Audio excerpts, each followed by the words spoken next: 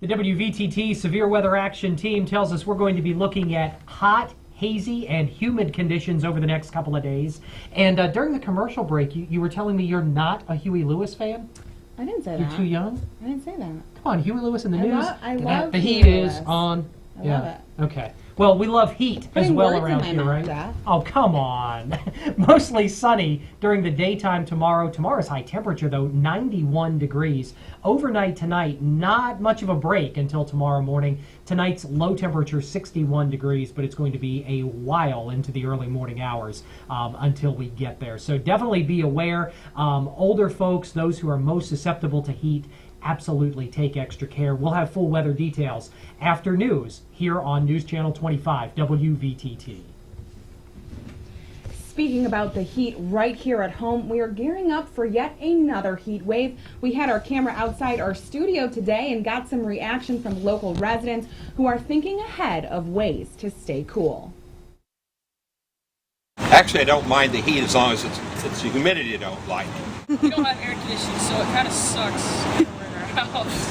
We beat the heat by having water gun fights and balloon fights. Yeah. Dazzling fireworks, parades, pomp and circumstance, even hot dogs. Here in the Twin Tiers and across America, the traditions observed again yesterday as America celebrated its birthday. Melissa Rainey reports. From down south to the nation's capital. Americans are wearing their patriotism on their sleeves and anywhere else they can manage this Independence Day. This is what the 4th of July is all about, right here. It's wonderful. More than 24 active members of the military are marking their first 4th as U.S. citizens. President Obama presided over their naturalization ceremony at the White House. Our American journey, our success, would simply not be possible without the generations of immigrants who have come to our shores from every corner of the globe.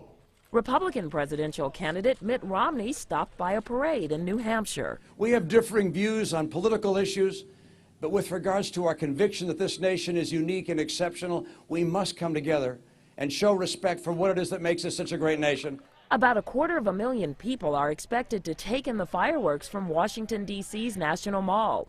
Despite some tree damage from the weekend weather, the park is open. We hope that we can get people's minds off this last storm and people can have a good time today. Preparations are underway for fireworks displays across the country, though dozens of cities and towns have had to cancel festivities due to drought conditions. Even without fireworks in the sky, Americans can certainly still find ways to celebrate. I'm Pat St. Clair reporting. Police in Olean are looking for the vandals who damaged a statue in front of the Chamber of Commerce building on North Union Street. The 3-foot-tall statue of a lion weighing about 75 pounds was knocked from its pedestal. It had been there to advertise eyeglass and hearing aid collection for the Salamanca Lions Club, and anyone with information is asked to contact Olean Police. The Cattaraugus County Sheriff's Office is investigating claims by a mother who says her 18-year-old son was allegedly assaulted by his soccer coach on the field behind the St. Bonaventure University sports complex. No names are being released. The coach in question could face misdemeanor charges, but investigators tell us tonight they don't believe the incident is associated with St. Bonaventure. Meantime, finding the bodies of 2 Turkish fighter pilots isn't bringing closure. Instead, it's causing a flare-up of tensions between Turkey and Syria.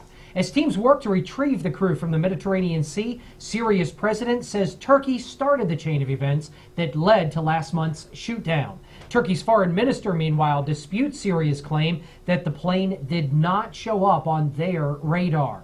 CNN's Mohammed Jamjoun has this report and the latest from Syria. Syria and Turkey lobbed sharp criticisms at one another on Wednesday, ratcheting up angry rhetoric in the aftermath of Syria's downing of a Turkish jet last month. The barbs between countries happened the same day that Turkey's military released a statement that the bodies of both pilots of the F-4 jet shot down had been found and that they were working on retrieving them. While the tensions between the neighboring countries continue to escalate, the situation on the ground in Syria continues to deteriorate. According to opposition activists, dozens of people were killed in Syria on Wednesday. Among the victims, several children.